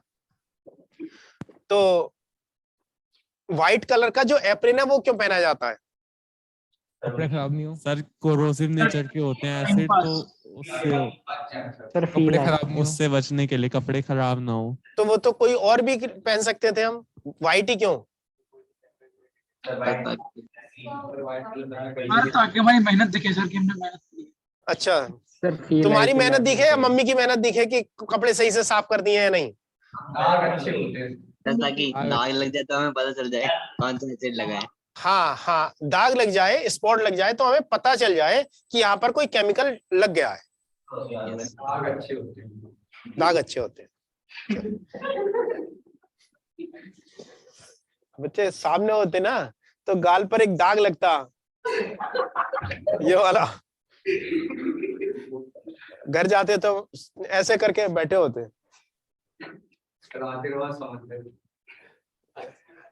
आज ये आशीर्वाद बहुत चल रहा है, यहाँ पर भी एक दो बच्चे और भी कह रहे थे सर आशीर्वाद मिल जाएगा। ये आशीर्वाद कहीं से आ रहा है लगता है आजकल। हाँ आटा बहुत चल रहा है बच्चों। तो डिहाइड्रेटिंग एजेंट है। तो H2SO4 अगर किसी कपड़े पर गिर जाए, कॉटन पर, तब वहां पर कपड़ा जल जाएगा या नहीं? जल जाता है सर, छेद हो जाता है। छेद हो जाता है। तो छेद पहले होता है या पहले वो काला पड़ता है उसके बाद छेद होता है? पहले थोड़ा काला पड़ जाता है सर। काला पड़ जाता है। Very good. बच्चों अगर किसी को H2SO4 का ये टेस्ट करना हो ना, तो मेरे पास एक उपाय है आपके अपनी। आपके घर में इन्वर्टर है? इन्वर्टर का बड़ा सा बैटरा रखा होगा, उस बैटरी के अंदर सल्फ्यूरिक एसिड होता है, पता है। ठीक है? Yes sir. तो उसमें से एक कोई स्टिक डालना उसमें, और उसमें जो जितना एसिड निकल लग जाए उसे निकालकर अपने कपड़ों से पूछ लेना। तो बस उसके बाद तुम्हें और तुम्हारी मम्मी को, पापा को, घर में सबको पता चल जाएगा कि इन्होंने आज कुछ किया है। सर अगर ये सल्फ्यूरिक एसिड हाथ पे लग जाए, स्किन पे लग जाए तो क्या होता है? स्किन पर लग जाए एसिड क्या करेगा? डैमेज। क्या डैमेज करेगा ना? Yes sir. अच्छा, वो तुमने सुना है एसिड अटैक करके कुछ होता है? वो पता है क्या होता है? लोग वो कुछ खराब लोग ऐसे होते हैं जो किसी दूसरे को मतलब परेशानी देने के लिए या उसको डैमेज करने के लिए उसके ऊपर एसिड डाल देते हैं। और वो कौन सा एसिड डालते हैं? Sulphuric acid. और सल्फ्यूरिक एसिड क्या, कौन सा एजेंट है? Dehydrating agent. अब ये डिहाइड्रेट कैसे करता है?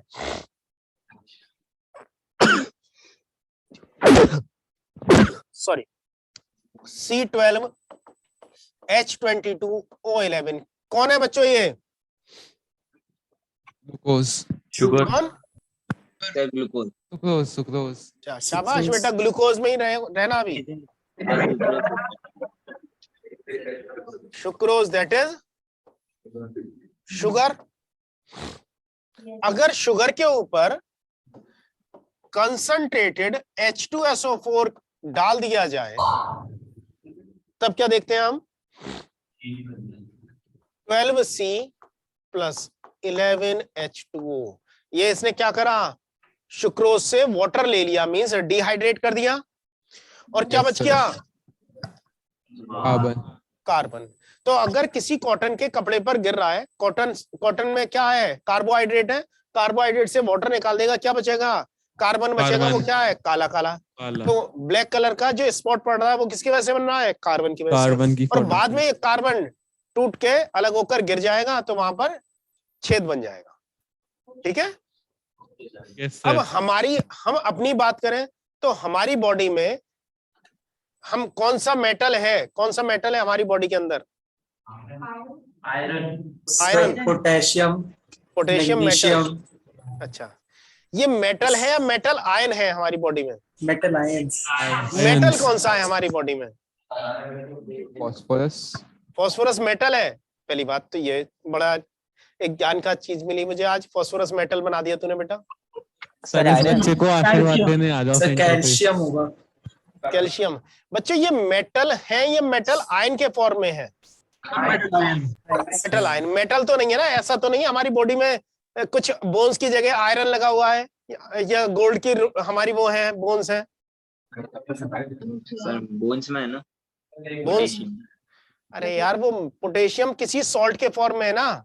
तो डायरेक्ट कौन सा है? क्या डायरेक्ट फॉर्म में कौन सा है? हाँ, मेटेलिक फॉर्म में कोई है? थोड़ा बहुत सिल्वर खा सकते हैं अपन। सिल्वर खा सकते हैं लेकिन बॉडी में स्टोर तो नहीं रहता ना सिल्वर मेटेलिक फॉर्म में। अच्छा, तो हमारी बॉडी में कोई मेटल नहीं है, ठीक है? तो हमारी बॉडी बनी किससे है? कुछ इनऑर्गेनिक कंपाउंड से और मैक्सिमम वाटर से। मैक्सिमम 70% वाटर है, कुछ इनऑर्गेनिक सॉल्ट है और बाकी मैक्सिमम ऑर्गेनिक कंपाउंड्स हैं। Yes sir. और ऑर्गेनिक कंपाउंड को ये क्या करने वाला है? डिहाइड्रेट। तो किसी के ऊपर अगर एसिड अटैक किया तो उसने क्या करा? स्किन को डिहाइड्रेट। जल जाएगी ना उसकी स्किन। Yes sir. तो ये नुकसान होता है बच्चों। तो इसलिए H2SO4 के साथ ना तो खेल करना, ना उसमें उंगली डालना, ना उसमें कोई स्टिक डालना। सर हाँ बच्चों। सर लेकिन लैब में जब मतलब बॉटल पे कई बार ड्रॉप्स होती हैं तो अगर वो टच हो जाए तो इरिटेशन होती है, ऐसा ब्लैक नहीं होता। हाँ तो बच्चे वो बहुत डाइल्यूट होता है ना, मिलावट का माल है। कंसंट्रेटेड वाला। अरे यार कॉन्सेंट्रेटेड वाला, वो डाइल्यूट वाले पे कॉन्सेंट्रेट लिखा होता है और जिस पर डाइल्यूट लिखा है वो और ज्यादा डाइल्यूट होता है। Okay sir. ठीक है, तो उन्हें पता है, लेबोरेटरी में टीचर्स को पता, मतलब स्कूल में टीचर्स को पता होता है कि तुम कुछ नए क्रिएटिव आइडियाज लेकर आए हो लेबोरेटरी में, तो नए नए एक्सपेरिमेंट ना करो, इसलिए ऐसा काम किया जाता है। ठीक है बच्चों? Yes sir. तो ये क्या काम कर रहा है? डिहाइड्रेशन करवा रहा है। अगर मेरे पास HCOOH है, इसको मैं कंसंट्रेटेड H2SO4 के साथ ट्रीट कर दूं तो क्या बनेगा? हाँ बच्चे, इसको हिंदी में तेजाब बोलते हैं। एक अनिल कपूर की मूवी थी, उसमें अनिल कपूर भी तेजाब था। HCOOH monoxide. हाँ, कार्बन मोनोऑक्साइड बनेगा। और वाटर किसके फॉर्म, कहाँ चली जाएगी H2SO4 के साथ? अगर COOH बॉन्ड COOH है, तब क्या मिलेगा?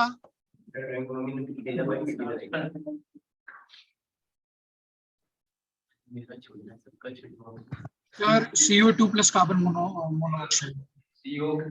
CO plus CO2 plus H2O, यही होगा ना? तो कंसंट्रेटेड H2SO4 फॉर्मिक एसिड के साथ कार्बन मोनोऑक्साइड, ऑक्जेलिक एसिड के साथ कार्बन मोनोऑक्साइड और कार्बन डाइऑक्साइड का मिक्सचर देता है। क्लियर? सर ये आइडेंटिफाई कैसे करना है अपन की प्रोडक्ट क्या बनेगा?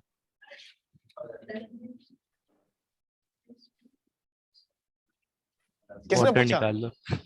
अरे वाटर निकाल दे यार। Okay sir. देख यहाँ से H और OH निकाल दे, क्या बच गया? सर CO2 और C2O3 बचा ना? Yes sir. अब C2O3 क्या कैसे लिखा जाएगा? CO2 प्लस CO लिख देंगे। Okay sir. C2O3 तो नहीं एग्जिस्ट करता ना? No sir.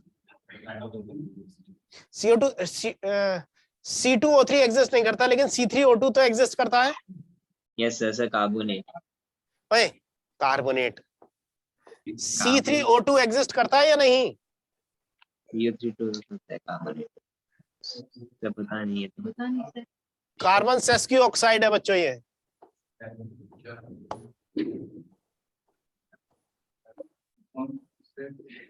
यार C double bond C double bond C double bond O double bond O, ऐसे होता है बच्चों ये। अरे तो अनस्टेबल होगा ना बहुत ज्यादा। सर नेम क्या बताया आपने? Carbon sesqui SESQUI sesqui oxide. तो तो अनस्टेबल होगा ना बहुत ज्यादा।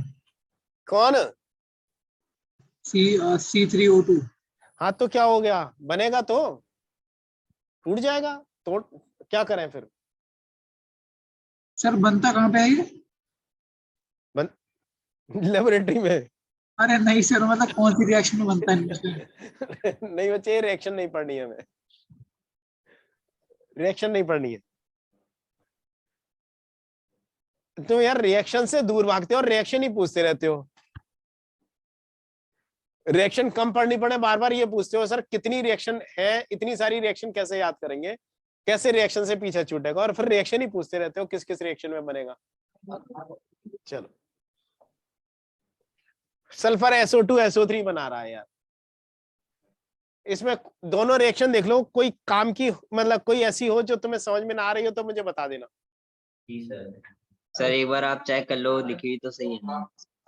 कैल्शियम सल्फेट, कैल्शियम ऑक्साइड और SO3 कार्बन के साथ SO2 में कन्वर्ट हो जाएगा। बिल्कुल सही है बच्चे।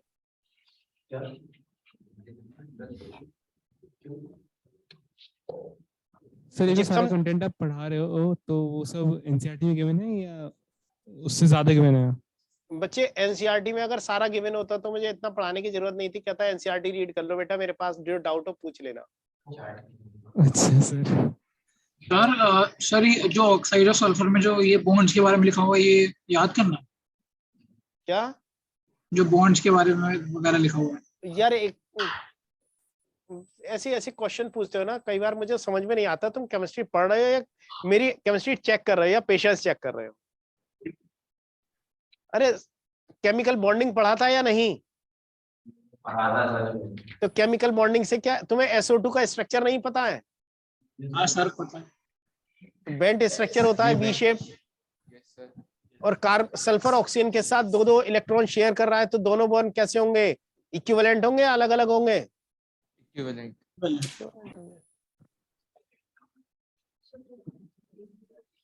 बच्चों ये TOW नहीं है, TWO है, ये सही कर दे रहा हूं।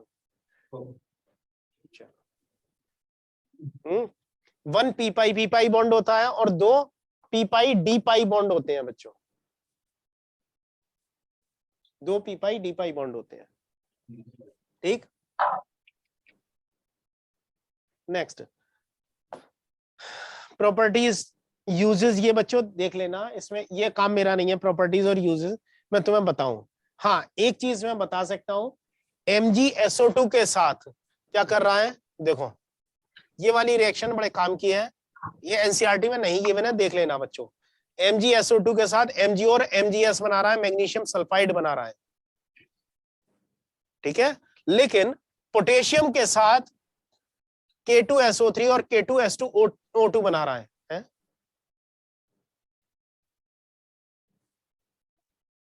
3 और 5,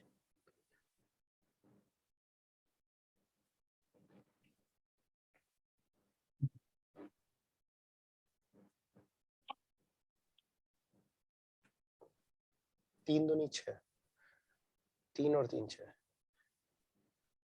सर ये दोनों अलग अलग क्यों बना रहा है? क्या बच्चे? सर अलग अलग क्यों बना रहा है ये दोनों? दोनों की बच्चों मेटल की प्रॉपर्टीज एक जैसी हैं या अलग अलग हैं? अलग अलग सर अलग अलग है, लेकिन इतना फर्क किस लिए? मतलब एक में तो वो सल्फाइड बना रहे और एक में ऑक्साइड। फर्क तो होगा ना, मतलब पीरियड अलग है। क्या बच्चों? बच्चों थोड़ी सी भी प्रॉपर्टीज में, एटॉमिक प्रॉपर्टीज में थोड़ा सा भी चेंज आ जाए ना, तो केमिकल प्रॉपर्टीज में बहुत बड़ा चेंज देखने को मिलता है। जैसे अगर हम लिथियम की बात करें, लिथियम और सोडियम, लिथियम ऑक्सीजन के साथ रिएक्शन करके लिथियम ऑक्साइड बनाता है, जबकि सोडियम ऑक्सीजन के साथ रिएक्ट करके सोडियम परऑक्साइड बनाता है। यही होता है ना, Na2O2 बनाता है। Yes sir. एक ही ग्रुप के मेंबर है, एक ही फैमिली के मेंबर है, लेकिन फिर भी केमिकल प्रॉपर्टीज अलग अलग है ना। इलेक्ट्रॉनिक कॉन्फ़िगरेशन भी सेम है, लेकिन एटॉमिक प्रॉपर्टीज अलग अलग है। तो एटॉमिक प्रॉपर्टीज में अगर चेंज आता है तो बच्चों केमिकल प्रॉपर्टीज में चेंज आता है। कुछ प्रॉपर्टीज कॉमन होती हैं जिन्हें जनरल केमिकल प्रॉपर्टीज होती है कहते हैं। वो जनरल केमिकल प्रॉपर्टीज सबके लिए एक जैसी हो सकती हैं, हमेशा एक जैसी होंगी ये भी नहीं कह सकते। कुछ जगह पर मैक्सिमम, मतलब कुछ जनरलाइज करके कहा गया है, तो हम कहेंगे इन जनरल इस तरह की प्रॉपर्टीज ग्रुप के मेंबर देंगे, लेकिन सभी देंगे इस बात की कोई गारंटी नहीं होती। ठीक है बच्चों? ओके। अच्छा, तो पोटेशियम SO2 के साथ क्या बना रहा है? K2SO3 और K2S2O3। क्या पूछ रहे हैं बच्चे? ठीक है, K2S2O3 क्या है बच्चों? ये इसका नाम क्या होगा? K2S2O3 potassium trisulphate. Potassium thiosulphate. देखो S double bond O negative double bond O, sulphate है ना ये? Yes sir. अगर एक O की जगह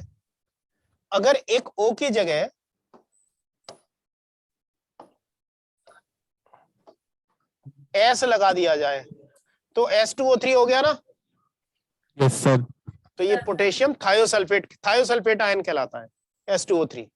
तो पोटेशियम थायोसल्फेट। ठीक, नेक्स्ट सल्फर ट्राइऑक्साइड H2SO4 में बच्चों SO3 को वाटर में डिसॉल्व करें, सल्फ्यूरिक एसिड बनता है। सर। और अगर सल्फ्यूरिक एसिड को डिहाइड्रेट कर दें तो सल्फर ट्राइऑक्साइड गैस बन जाएगी। Yes sir. अच्छा, ये इंदिरापुरम सेंटर में पीछे कौन सो रहा है? सो नहीं रहा है सर, वो एक बच्चा मैग्नेट से खेल रहा था, उसका मैग्नेट उठा रहा था वो। मैग्नेट से खेल रहा था? यस सर, मैग्नेट इधर उधर गिरा रहा था। कौन है ये कौन महान है ये? First bench. First bench sir. अरे फर्स्ट बेंच पे नाम क्या है? कुछ नाम है उसका? नहीं, यश कौशिक, वो यश गौतम। गौतम।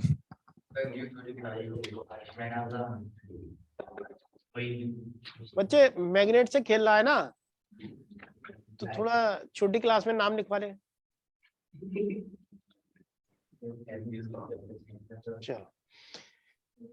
सल्फ्यूरिक एसिड का डिहाइड्रेशन कर रहे हैं और क्या मिल जा रहा है हमें? Sulphur trioxide. और डिहाइड्रेटिंग एजेंट कौन है? P4O10।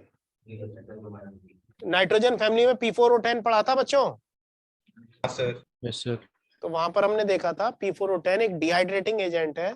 वो क्या काम करता है? डिहाइड्रेट फॉर्म करता है। नहीं, इसकी कोई और रिएक्शन हमने पढ़ी थी P4O10 की?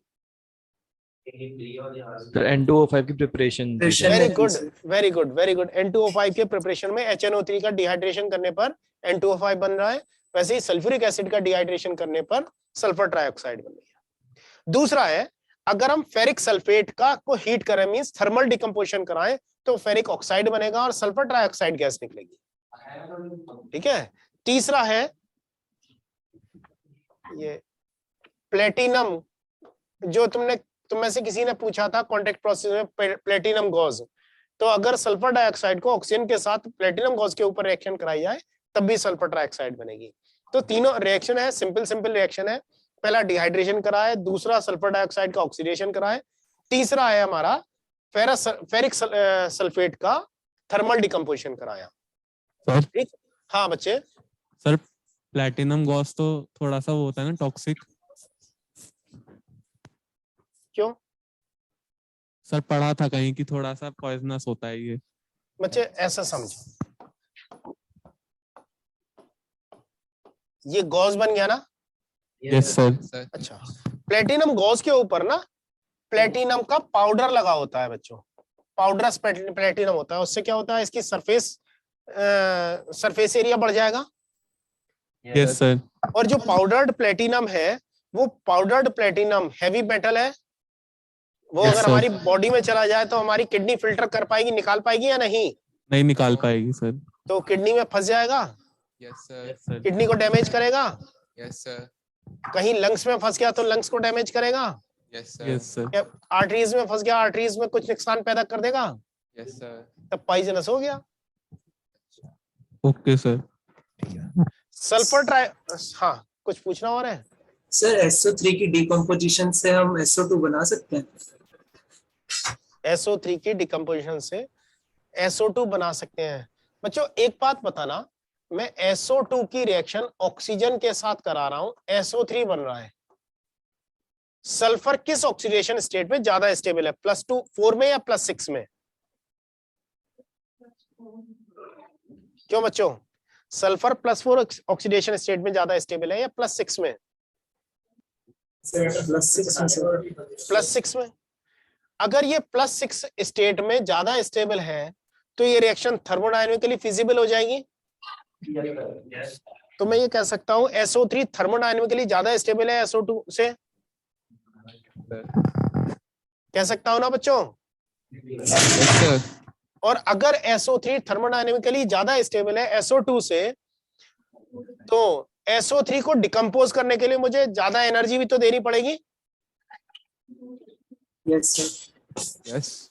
तो डिकम्पोज तो हो जाएगा लेकिन बहुत एनर्जी कंज्यूमिंग प्रोसेस हो जाएगा। ठीक है? Yes sir. सर आपको कैसे पता चला कि SO2 वाला ज्यादा स्टेबल है कि SO3? बच्चे क्योंकि मैं टीचर हूं। सर हमें कैसे पता चलेगा? और मैंने बता दिया तुम्हें, इस ऐसे पता चला।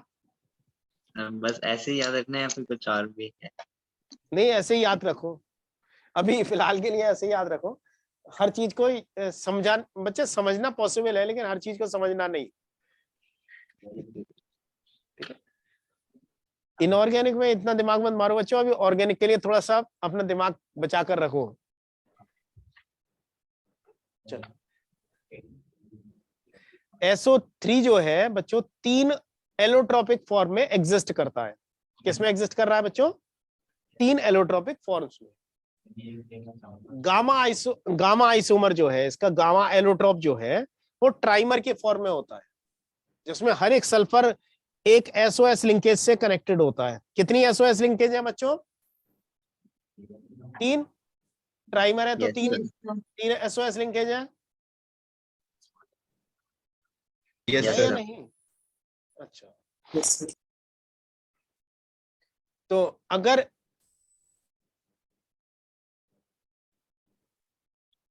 SO3 की बात करें तो सबसे ज्यादा स्टेबल कौन सी फॉर्म है? Gamma form, gamma allotropic form. Next alpha और बी। हाँ 1 मिनट से नोट करना।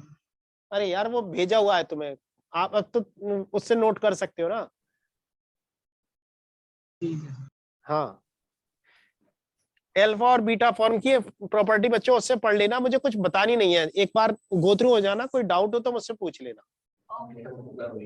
अब SO3 की नेचर की बात करें तो SO3 नॉन मेटल ऑक्साइड है, एसिडिक नेचर का होता है, क्योंकि वो H2SO4 क्या एसिड है ना। Yes sir. तो उसका एनहाइड्राइड है, तो नॉन मेटल ऑक्साइड भी तो एसिडिक ही होगा। Yes sir. तो SO3 एसिडिक नेचर का है, पहली बात। तो अगर एसिडिक नेचर का है तो ये बेस के साथ रिएक्ट करेगा। यस।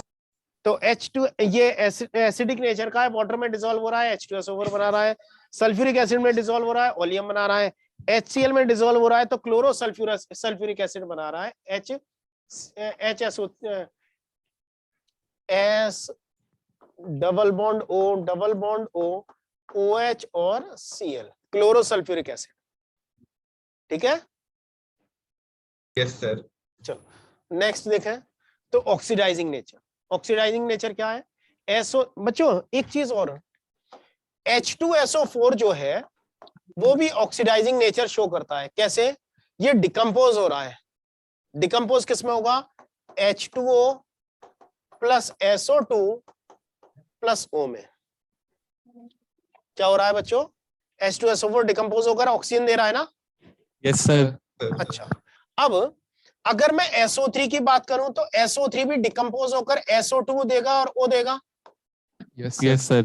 अच्छा, अभी तुमसे मैंने एक कहा था कि इसको थर्मली डिकम्पोज करना मुश्किल है, बहुत एनर्जी कंज्यूमिंग प्रोसेस है, लेकिन अगर किसी रिएक्शन में यूज करें तो इजीली ये रिड्यूस हो जाता है। और इसका रिडक्शन किस बात पर डिपेंड करेगा? इसके रिडक्शन पोटेंशियल पर। बच्चों रिडक्शन पोटेंशियल और थर्मोडायनेमिकली डिकम्पोजिशन दोनों अलग अलग प्रोसेस है। बच्चों NaCl पानी में आसानी से टूट जाता है ना, Na आयन और Cl आयन में। यस हाँ सर। सर। लेकिन अगर गर्म करूं तब नो सर। बहुत हाई टेम्परेचर पर जाकर मेल्ट होगा, जहां Na आयन और Cl आयन अलग होंगे। Yes sir. तो थर्मली उनको अलग करना और सॉल्यूशन में अलग करना क्या सेम चीजें या अलग अलग चीजें? अलग अलग चीज है। तो थर्मल डिकम्पोजिशन और रिडक्शन पोटेंशियल क्या दोनों सेम चीज होंगी, अलग अलग होंगी? अलग अलग होंगे। अलग अलग। तो अगर SO3 को किसी दूसरे केमिकल कंपाउंड के साथ रिएक्ट कराएं तो ये खुद क्या हो रहा है? रिड्यूस हो रहा है, और दूसरे को क्या करेगा? ऑक्सीडाइज करेगा। तो सल्फर को किसमें ऑक्सीडाइज कर रहा है? जो सल्फर था उसके साथ ऑक्सीजन आई और ये किसमें कन्वर्ट हो गया? SO2। तो सल्फर को किसमें कन्वर्ट कर रहा है? SO2 में। फास्फोरस को किसमें कन्वर्ट करेगा? P4O10 में। ऑक्साइड। P4O10 में। PCl3 को POCl3 में। और क्लोरीन गैस, तो Cl यहां पर -1 से 0 ऑक्सीडेशन स्टेट में आ गया, क्लोरीन 0। तो SO3 PCl5 को क्या ऑक्सीडाइज कर रहा है? हाँ सर। नहीं। Yes sir. में ऑक्सीजन तो ऐड हो रहा है ना बच्चे, PCl5 को ऑक्सीडाइज नहीं कर रहा है, ये क्लोरीन को ऑक्सीडाइज कर रहा है। Okay sir. Yes sir. PCl5 में फास्फोरस की ऑक्सीडेशन स्टेट +5 है और POCl3 में भी फास्फोरस की ऑक्सीडेशन स्टेट +5 है। तो ये किसको ऑक्सीडाइज कर रहा है? इनफैक्ट क्लोरीन को। क्लियर है बच्चों? Yes sir. अगर HBr की रिएक्शन कराएं तो Br जो कि यहां पर -1 से है, ये 0 ऑक्सीडेशन स्टेट में पहुंच जाएगा, तो ये HBr को ऑक्सीडाइज करके ब्रोमीन गैस देगा। Yes sir. ऑक्सीडाइजिंग नेचर हो गई। अब तुम अपने गोल के थोड़ा सा पास पहुंच गए हो बच्चों। इसमें ना मैंने एक रिएक्शन मिस कर दी है, वो मैं तुम्हें अभी टेलीग्राम में डाल दूंगा। Okay sir. ठीक है। H2SO4 की ऑक्सीडाइजिंग नेचर मैंने नहीं लिखाई है, तो आज टाइम भी ओवर हो रहा है, तो मैं वो तुम्हें भेज दूंगा। अगर जरूरत होगी, कोई पूछना हो तो मुझसे नेक्स्ट क्लास में पूछ लेना, नहीं तो उससे कवर कर लोगे। Okay sir. ठीक है बच्चों। हाँ बच्चे, बाय सर। बाय बच्चे, बाय। सही चैप्टर अभी कितने लेक्चर का हो रहा है? बच्चे हार्डली 3 लेक्चर्स का है। ठीक है। आयुष ठीक है। हाँ बच्चे, ऑक्सीडेशन रिडक्शन भी है ना सर? हाँ बच्चे, ऑक्सीडेशन रिडक्शन भी है। और नेक्स्ट वीक में बच्चों जो एक्स्ट्रा क्लासेस होंगी उसमें कोशिश करेंगे मैक्सिमम चीजें कवर हो जाए। सर फेस टेस्ट में क्या आ रहा है 11th का? सर फेस टेस्ट में 11th का भी आ रहा है? हाँ सर, कल फिजिक्स वाले सर ने बताया था। नहीं बच्चे, केमिस्ट्री में फेस टेस्ट में नहीं आएगा, उसमें यही आएगा पी ब्लॉक और दूसरा वो oxidation reduction of organic compound. तो फिर 11th का टेस्टिंग कब होएगी? पीरियडिक टेस्ट है। नहीं सर, हम नहीं सर, जो वो टेस्ट है वो 14 अगस्त को है, जो हमारा फेस टेस्ट है। बच्चे उसका मैं चेक करके बताऊंगा, मुझे भी ध्यान नहीं है उसका। सर वो शॉर्ट नोट्स हेलो एल्केन है। हाँ बच्चे, वो मुझे ध्यान है, मैं जल्दी भेज दूंगा तुम। Okay sir. ठीक है बच्चे, थैंक यू सर। ओके बच्चे, खुश रहो, मस्त रहो। सर इस चैप्टर में जो हम रिएक्शंस करवा रहे हैं, हाँ सर वो रिएक्शंस मोस्टली जो रिएक्शंस बेस्ड है, मतलब कि कैसे रिएक्शन को प्रोसीड करें, वो सर ऑक्सीडेशन रिडक्शन पे ही बेस्ड है ना। और जो भी हमने पढ़ा था 9th 10th में,